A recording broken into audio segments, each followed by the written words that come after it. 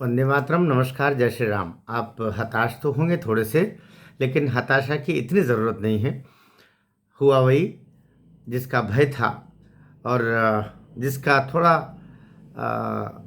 ऐसी स्थिति होने का भी संभावना बनी हुई थी, क्योंकि जिस तरीके से 20 नवंबर के बाद में ही एक सप्ताह बोला था, लेकिन एक सप्ताह में मैंने जैसा कल वीडियो दिया था कि ये दोपहर तक कुछ उसके आते पते नहीं लग रहे थे, लेकिन कालांतर में ये कुछ हुआ भी। लेकिन इस तरीके से चुपचाप हुआ कि कोर्ट में कई लोगों को पता नहीं था, और नीलेश ओझा जी और उनकी टीम के द्वारा भी कुछ इसका ज़्यादा प्रकटीकरण नहीं किया गया। बहरहाल कल सुनवाई हुई भी और नहीं भी हुई, हम ये कह सकते हैं, हुई भी नहीं भी हुई, क्योंकि पब्लिक प्रोसिक्यूटर जो रहता है, सरकारी वकील, उसके द्वारा जवाब देने से अपनी विनम्रतापूर्वक असमर्थता व्यक्त की कि वो अभी जवाब देने की स्थिति में नहीं, प्रिपेयर्ड नहीं है। अब प्रिपेयर्ड नहीं है, यद्यपि मेरी जानकारी के हिसाब से फिर मैं कहता हूँ कि सरकार की तरफ से जवाब आया हुआ है, तो नीलेश ओझा जी उस पर चर्चा को, उस पर डिस्कशन को, उस पर सवाल करने को, उस पर बहस करने को तैयार थे, लेकिन सरकारी वकील अपने ही द्वारा पुटअप किए गए जवाब पर भी बहस करने को तैयार नहीं था। बात यह है कि सरकारी वकील अपने ही द्वारा पुटअप किए गए जवाब कर स्पष्टीकरण देने के लिए प्रिपेयर्ड नहीं था। यह है सच्चाई। इसलिए उसे अभी थोड़ी सी तारीख फिर आगे बढ़ी। अब करने को तो कुछ ये भी कर सकते थे कि इसी सप्ताह रखें, 4 दिन बाद रखें, 6 दिन बाद रखें, लेकिन ये तारीख फिर आगे बढ़ाई गई है। और बढ़ाते बढ़ाते ये कह सकते हैं कि जिसकी संभावना नहीं थी वहाँ तक ये लेके गए हैं। हम समझते हैं कि 6 दिसंबर और बीच में 10 दिसंबर ऐसी तारीखें बीच में थी जिनमें इस केस को हियरिंग पर लेना शायद उस पर भी किंतु परंतु वाली बात होती।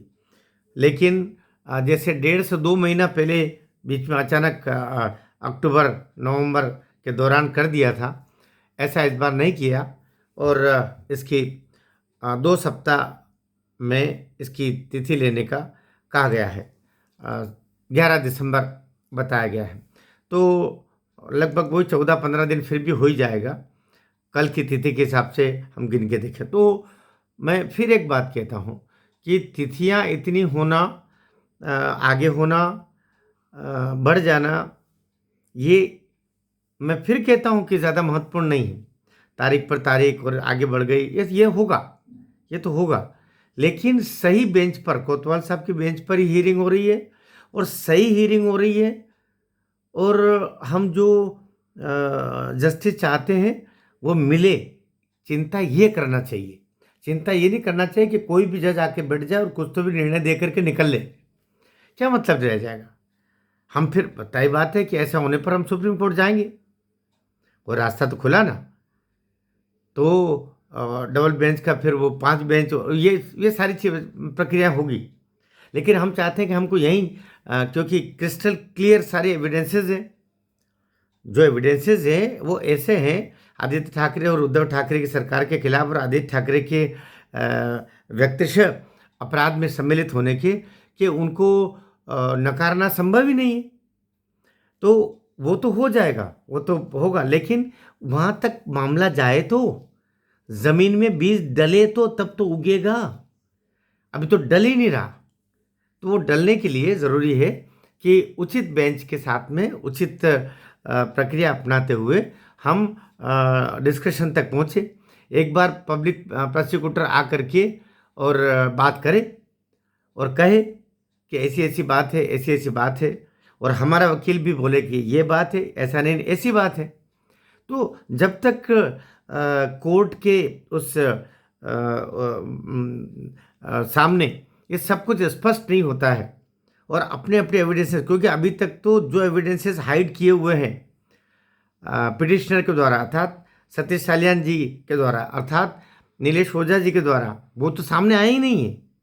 वो तो उसमें लिखा ही जाता है कि कुछ बहस के दौरान प्रस्तुत किए जाएंगे, तो वो तो प्रस्तुत किए जाने बचे हैं। अभी केवल इसी आधार पर इस पिटिशन को स्वीकार किया गया कि जो एविडेंसेस, जो प्रमाण उससे पिटिशन में दिए और जो पब्लिक डोमेन में है, लेकिन जो पब्लिक डोमेन में नहीं है, जिनको बहस के दौरान संबंधित वकील प्रस्तुत करना चाहता है, वो तो तभी प्रस्तुत करेगा ना, तो तब आएगा मज़ा, तब आएगा। तब तब दिन में तारे आदित्य ठाकरे और उसके जितने मर्डर करने वाले जितने साथी संगी थे अपराधी, तब समझ में आएगा। और एक बात आपको कह दूं, ये तो आप दिमाग से बिल्कुल निकाल देना कि इनको सज़ा नहीं होगी। ये बिल्कुल निकाल देना कि ये हाई हैंडेड है, पैसे वाले हैं, पावर वाले हैं, कुछ नहीं, ये भिखमंगों की तरह इनकी हालत हो जाएगी।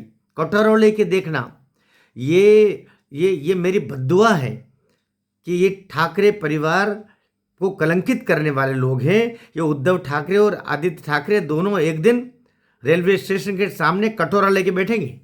इनने इतने पाप कर दिए हैं इनके, तो जब तक वो बाला साहब ठाकरे के पुण्य है ना, उस पुनीत आत्मा के, उस हिंदू वीर के जितने पुण्य हैं, तब तक इनको दाल रोटी मिल रही है। वरना इन्होंने जो मातोश्री को पापोश्री बना दिया ना, ये सब सड़क पर किनारे बैठेंगे।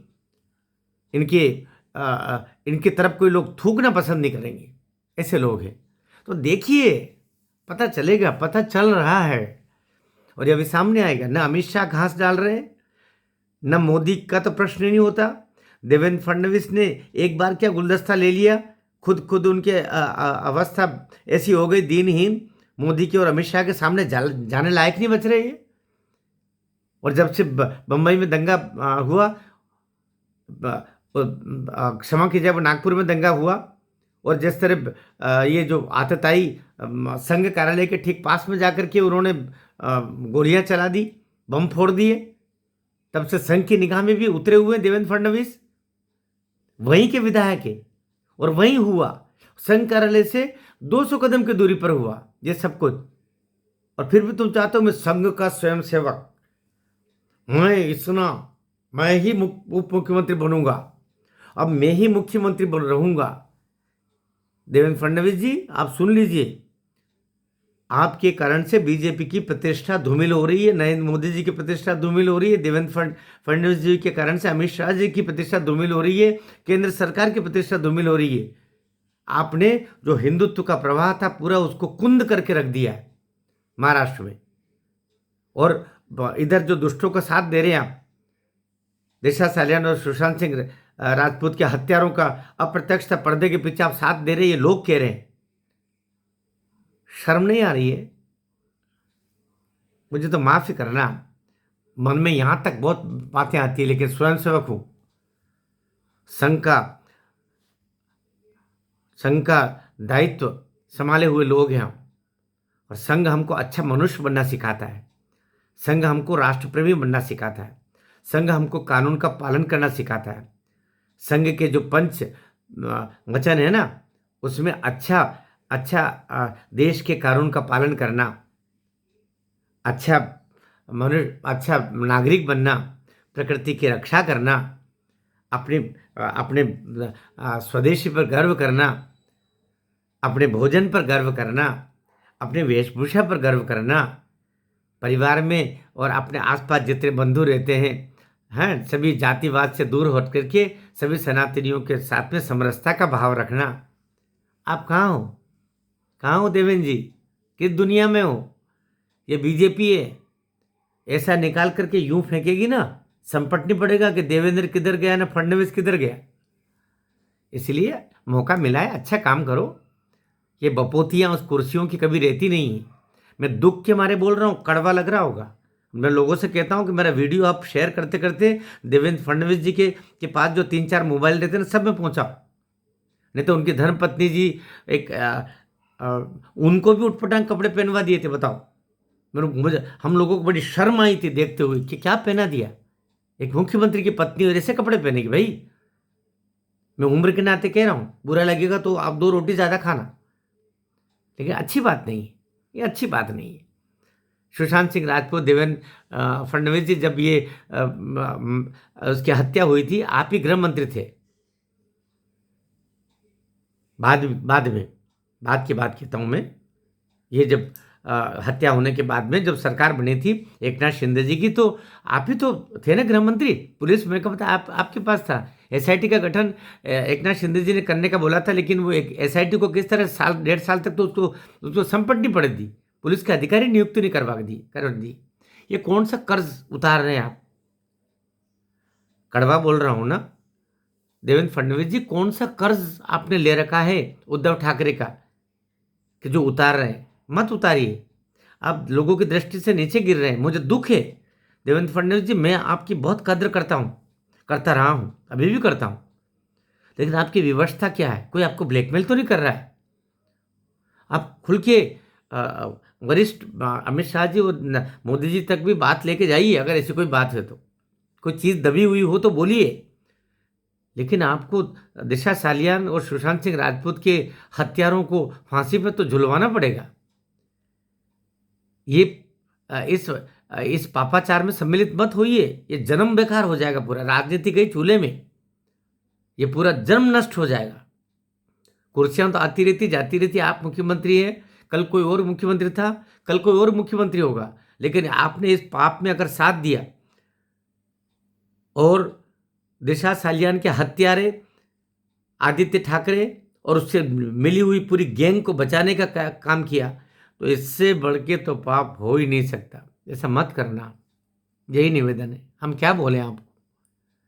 हम आपकी बहुत कद्र करते हैं, लेकिन आपने पूरी कद्र पर पानी फेर दिया है।